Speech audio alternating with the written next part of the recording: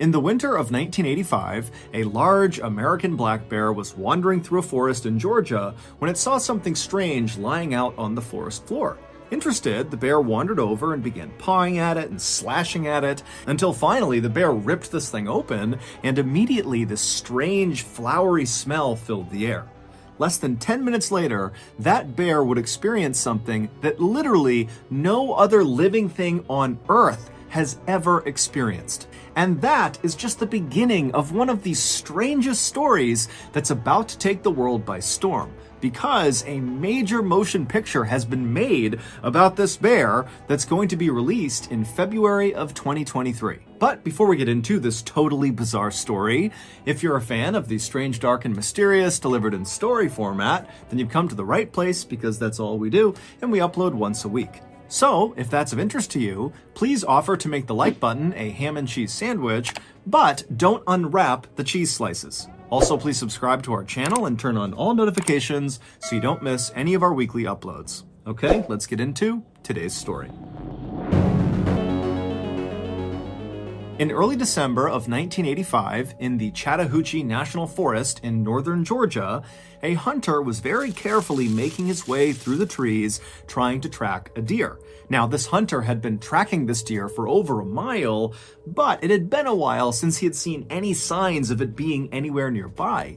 And as this hunter continued to creep along, he became increasingly aware of how loud each of his steps were, because the ground all around him was covered in dry leaves, and so every step he was taking was creating a loud crunching sound. And so eventually this hunter just came to a stop and decided stalking this deer was totally pointless, because he was basically scaring it away with these crunching sounds as he got closer to it. But before this hunter was ready to just give up and head back to his vehicle, he continued on a little bit further, and when he pushed through this particularly dense brush area, he saw this clearing up ahead. And the second he saw what was in this clearing, he froze, took a step back into the brush, and then ducked down behind a rock.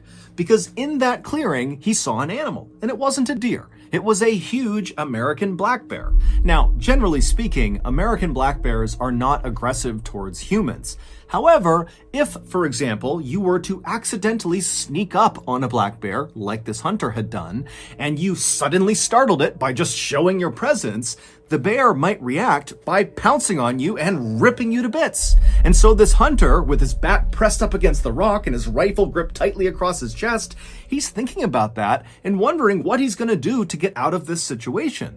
At first he thought, okay, I'll just stand up and quietly walk away. But then he remembered how loud the leaves were, and even though he had been lucky walking in, he hadn't alerted the bear to his presence, on the way out, he was worried he wouldn't be so lucky, that those leaves would alert the bear to his position. And so the hunter began thinking, okay, well, what if I just stand up and start shooting at this bear? But the hunter knew the big issue with that plan is he had a deer hunting rifle, which is not nearly powerful enough to quickly take down a black bear, if at all. And so if he starts shooting at this bear, there was a very good chance that the bear would just turn around and maul him before he was able to put the bear down with his rifle.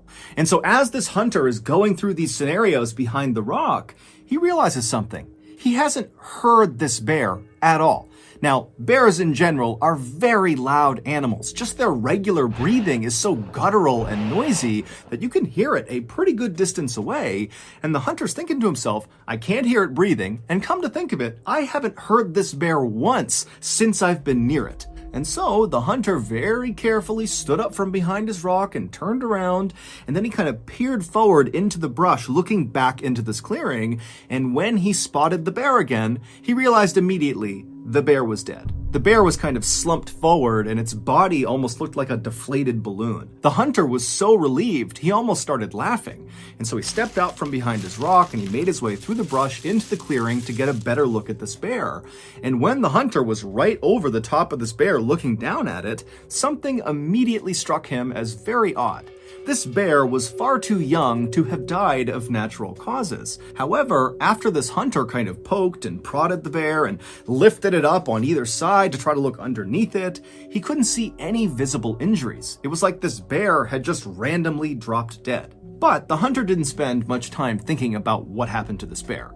Instead, he thought to himself, there has to be some sort of logical explanation for what killed it. And with one last look at the bear on the ground, the hunter turned around and began the long walk back through the woods back to his vehicle. It would turn out there was an explanation for what happened to that bear. However, it was anything but logical. But to get to that non-logical explanation, we first have to go back in time. Around 11:30 p.m. on September 10th, 1985, so 3 months before the hunter discovered this dead bear, 2 pilots were flying their little 6-seater Cessna airplane over northern Georgia, making their way north towards Tennessee. And as these pilots flew along very casually, they suddenly intercepted over their radio a voice message that they definitely were not supposed to hear. It sounded like other pilots communicating with each other, and what they were talking about was how they were now going to follow this little Cessna airplane that they could see that was currently flying over northern Georgia. Now, radio traffic like this can only really be intercepted if your radio that's doing the intercepting is physically close to the person doing the transmitting. And so knowing this, the 2 pilots in this little Cessna knew that whoever was talking about following that little Cessna, they had to be talking about them, the 2 pilots in that Cessna. Now, for most pilots, if you suddenly overheard a radio transmission that your plane was getting followed by some other pilots, you might reach out to those pilots and say, "Hey, why are you following me? What's going on?" Now, the co-pilot of this little Cessna might have wanted to react that way. However, before he could, the main pilot stopped him and said, "I actually know exactly why somebody might want to tail us, and unfortunately, we're both going to have to jump out of this plane." Before the co-pilot could really even react to this news, the main pilot had set the Cessna on autopilot, which sets the plane to fly in a straight direction going at a constant speed at a constant altitude until either a pilot comes back and takes the craft back over, or if it just stays on autopilot, it eventually will run out of fuel and crash or run into something. And so after the main pilot had done that, he turned to the co-pilot and gestured for him to come with him into the main cabin of the aircraft, basically the main body of the craft where all their luggage was. And the co-pilot, he's so confused about what's happening, he's so panicked that he just follows the main pilot. So the 2 of them, they climb back over the 2 front seats that go into the main body of the craft, and the main pilot begins strapping parachutes onto some of their luggage. And as he's doing this, he tells the co-pilot to open up the side door of the plane. And so again, the co-pilot is just so caught off guard, he has no idea how to handle this, and so he reaches over and he slides open this door of this moving plane. And as soon as he did, this huge rush of cold night air blasted inside of the cabin, and it became so loud from the howling wind coming in that the 2 pilots couldn't even talk to each other. And then the main pilot just began pushing the luggage out of the plane just into the night, falling straight down to the ground far, far below them. And at some point, the co-pilot just joined him and began pushing the luggage out of the plane. And then after all the luggage was out, the main pilot shoved a parachute into the hands of the co-pilot and said, put it on. He had to gesture for it because they couldn't hear each other. And so as this co-pilot's struggling to get on his parachute, the main pilot puts on his chute, and then right after the co-pilot has just barely got his parachute on, the main pilot pushes him out the side of the plane, and then the main pilot jumps out after him. So they basically abandoned their plane, which was still set to autopilot, so at some point, it was just going to crash. About 5 hours later, in a suburb of Knoxville, Tennessee, an 85-year-old man named Fred Myers was just waking up. Fred always got up before sunrise. It was part of his daily routine. He would wake up, he would get dressed, he would wash and shave his face, and then he would sit down and read the local newspaper. This simple routine was actually very important to Fred because recently he had been diagnosed with Alzheimer's disease, which is a progressive disease that destroys memory. And so having this sort of set routine helped him manage his symptoms. Basically, at least in the morning, he could go into autopilot and go through this routine and not get confused. However, on this particular morning, something would happen that would leave Fred more confused than he had ever been in his entire life. Fred had made it to his bathroom, he had washed his face, and he had begun shaving when out of the corner of his eye, he noticed something strange outside in his driveway. He could see it through a nearby window, but it was still so dark outside, Fred couldn't tell what this thing was out there. And so feeling very curious, Fred put his razor blade down and he made his way over to the window to get a better look. And when he reached the window and looked out at his driveway and saw what this strange thing was, he could not believe his eyes. There was this huge parachute out on his driveway, and on the parachute was the main pilot of the Cessna. After the main pilot had pushed the co-pilot out and leapt out himself, when he pulled his ripcord, his chute either didn't deploy, or when it deployed, it didn't inflate fully, and so he was forced to go to his reserve chute, but it didn't inflate fast enough to stop him from crashing into the ground. And so the main pilot slammed into the ground, basically at terminal velocity, and so he sustained catastrophic internal injuries, and he died within a couple of minutes of hitting the ground. Fred was so stunned and confused at what he was looking at that without saying a word, he just turned away from his window and walked over to his phone and called the police, shaving cream still on his face. When the police arrived at Fred's house that morning, they were expecting to see a dead recreational skydiver on Fred's property. But when they walked up the driveway and saw the dead man for themselves,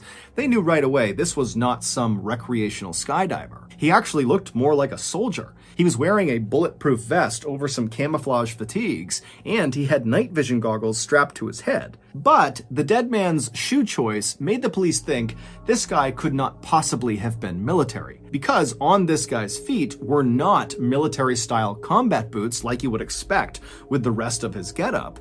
Instead, he was wearing loafers, specifically Gucci loafers, so very expensive designer shoes. And so the police are thinking to themselves, who the heck was this guy and what was he doing? The police would figure that out. However, first, we have to fast forward 2 months to late November 1985, so roughly 2 weeks before that bear was discovered by that hunter in Chattahoochee National Forest. Now, at this point in late November, that black bear was alive and well and living a typical black bear life in the Chattahoochee National Forest, which meant he mostly spent his time wandering around the woods looking for something to eat. And on this particular day in November, the bear was doing just that when out of the corner of his eye, he spotted something strange lying on the forest floor. It was one of the pieces of luggage that the two pilots had pushed out of their plane. It was this big, heavy duffel bag. Now, the bear had no idea if this duffel bag contained food, but the bear was optimistic, so it meandered its way over and began pawing at the bag with its massive claws, and pretty much immediately, his claws tore open a hole in this bag.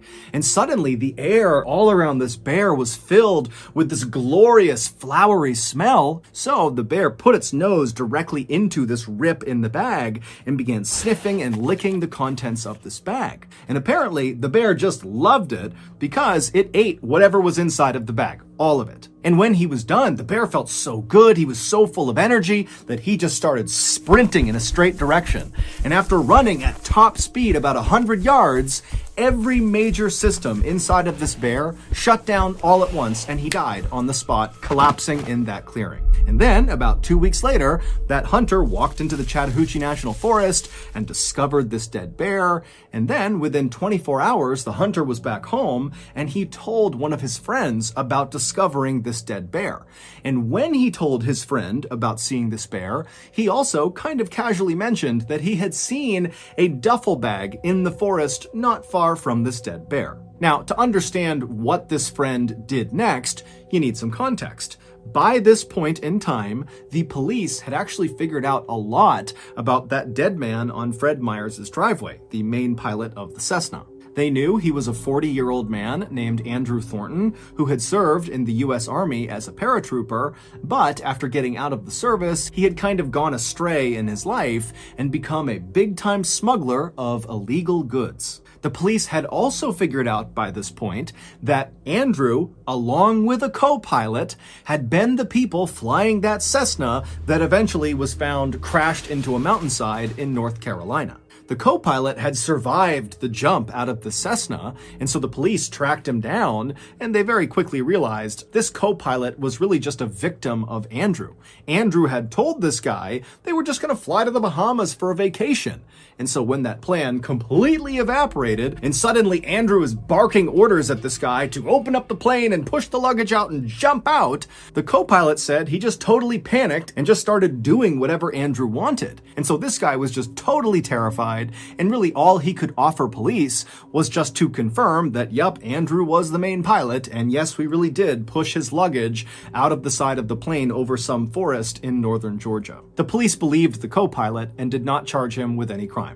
The police would go and search all over northern Georgia, and they would find the majority of the missing bags. However, they knew they were still missing some, and they knew they really needed to recover them. And so, around the time that this hunter is telling his friend about this bear encounter and this duffel bag, the police were constantly having news outlets tell people in northern Georgia that if you see one of these duffel bags attached to a big parachute or something, please come forward and tell us. We are looking for these. And so the hunter's friend thought, you know what, that duffel bag he mentioned out in Chattahoochee National Forest, which is in northern Georgia, might be one of those bags. And so the friend called authorities. Authorities were thrilled to get this tip, and so they charged out to the Chattahoochee National Forest, and they made their way out to where this dead bear was, and then sure enough, about 100 yards away from this bear was this bag, and it was one of the bags they were missing. Except the bag was empty, because, as we already know, that black bear had eaten everything inside of this bag.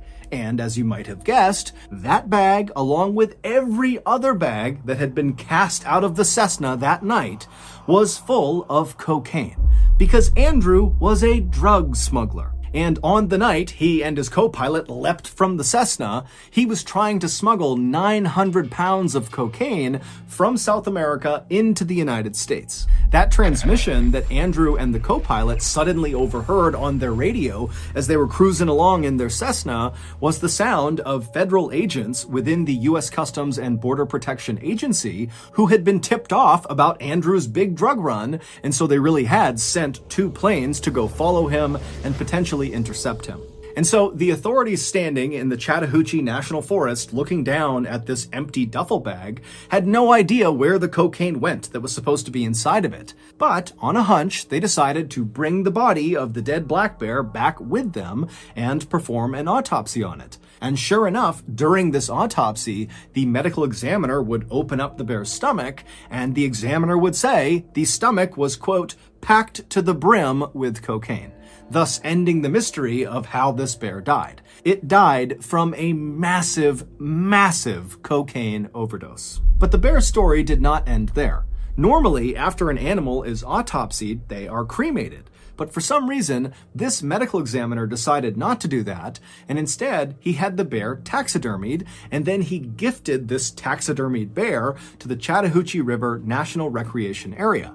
And then from there, the bear changed hands many times. Over the next 2 decades, no one knows exactly who had the bear and for what reason, but there were reports that at least at one point it was stolen from a storage facility, and then it was sold at a pawn shop, and then at some point the bear was in the possession of famous country singer Waylon Jennings, and then finally, the bear found its forever home. Today, the bear is on display at the Kentucky Fun Mall in Lexington, Kentucky, and around its neck is a placard that reads, "Cocaine Bear."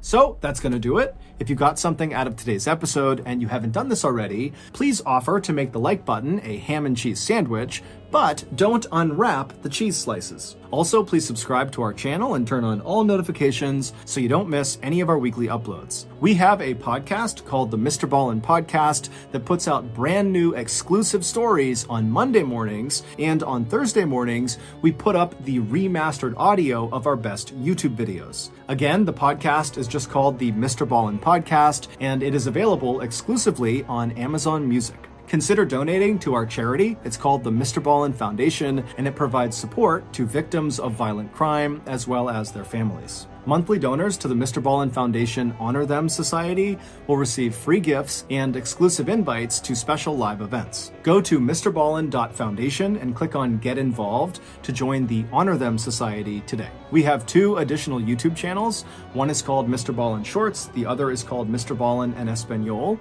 We post near daily content on Facebook, TikTok, and Snapchat. All of those pages are just called Mr. Ballen. If you want to get in touch with me, please follow me on any major social media platform and then send me a direct message. My username is just @Mr. Ballen, and I really do read the majority of my DMs. Check out our merch at shopmrballen.com, and if you have a story suggestion, please submit it to our subreddit just called Mr. Ballen. It's linked in the description below. So, whether I see you on Instagram, Twitter, TikTok, Reddit, YouTube, Facebook, other YouTube channels, the podcast, wherever, just know that I really appreciate your support, and until next time, that's going to do it. See ya.